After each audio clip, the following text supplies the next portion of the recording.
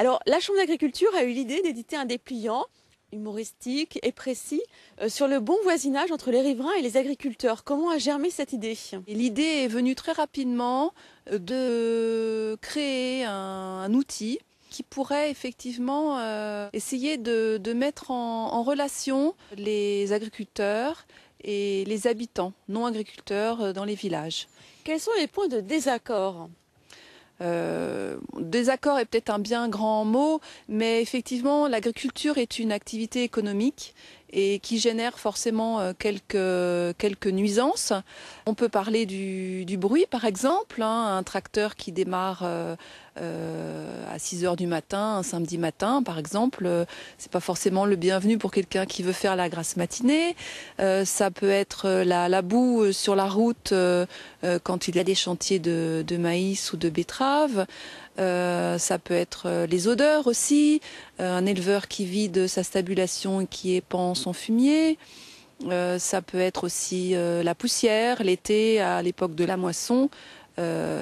Forcément, la batteuse fait de la poussière. Si elle est à côté d'une habitation où les gens ont décidé de faire un petit barbecue le soir, la poussière n'est pas forcément la bienvenue.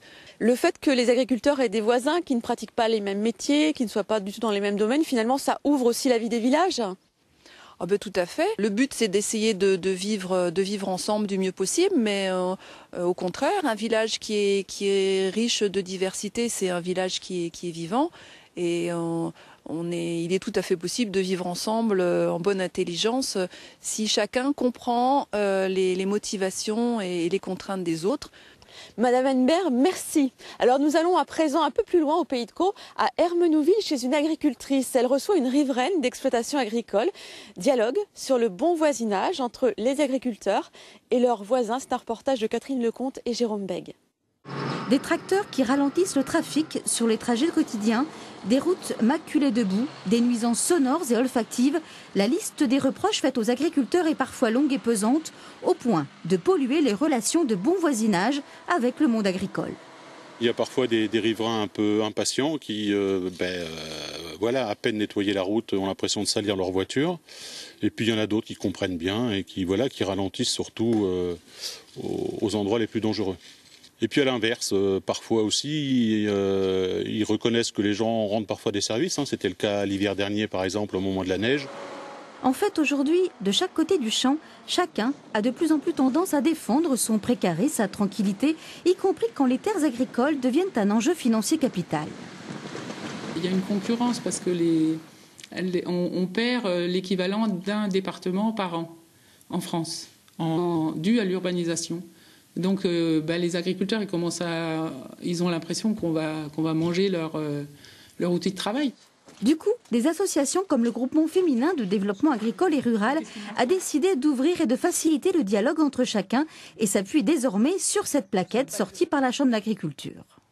Alors je pense qu'elle répond à un besoin dans les cités qui se construisent, parce qu'en fait la cité est construite vraiment au bord des terrains agricoles et où la nuisance sonore peut être importante à certains moments de l'année. Et ces gens ont certainement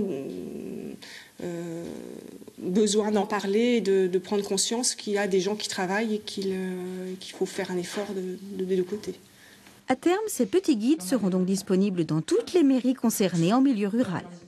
Nous nous retrouvons ici à Centacre, près de Longueville-sur-Scie. Alors les terres agricoles sont de plus en plus convoitées et beaucoup de surfaces disparaissent en France.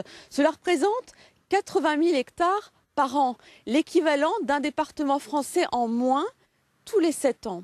Une des conséquences, c'est que le prix des terres agricoles augmente, qu'il est plus difficile de s'installer. Et pourtant, les Français veulent pouvoir se nourrir avec des aliments produits localement.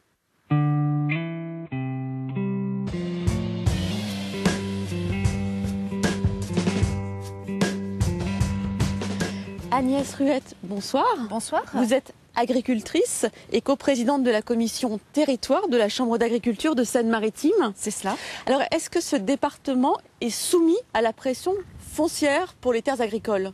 Oui, nous avons une forte pression foncière, mais il est vrai que notre département a une forte densité de population. Nous sommes à 195 habitants au kilomètre carré. Nous avons des villes comme Rouen, Le Havre et Dieppe qui sont fortement urbanisées. Et nous avons un certain nombre d'infrastructures industrielles qui génèrent une forte concentration et une forte pression foncière. Est-ce que vous avez des chiffres qui permettent de prendre la mesure de cela ? Oui, nous perdons à peu près tous les ans 1400 hectares de terres agricoles pour différentes infrastructures. Mais au fil du temps, sur 35 ans, on se rend compte que cela représente la surface de 4 cantons, et ce qui est énorme. Alors il y a des chartes qui ont été signées dans des départements pour améliorer les choses ? Oui, donc en Seine-Maritime, c'est une charte qui a été la charte agriculture-urbanisme qui a été signée au printemps 2011 avec le préfet, avec le président de région, avec le président des maires et donc le président de la Chambre d'agriculture, parce que la Chambre d'agriculture a son rôle à jouer pleinement, faire reconnaître notre activité économique. Et donc cette charte a pour but de donner un cadre avec des mesures simples mais à respecter pour éviter le gaspillage foncier. Merci de nous avoir suivis.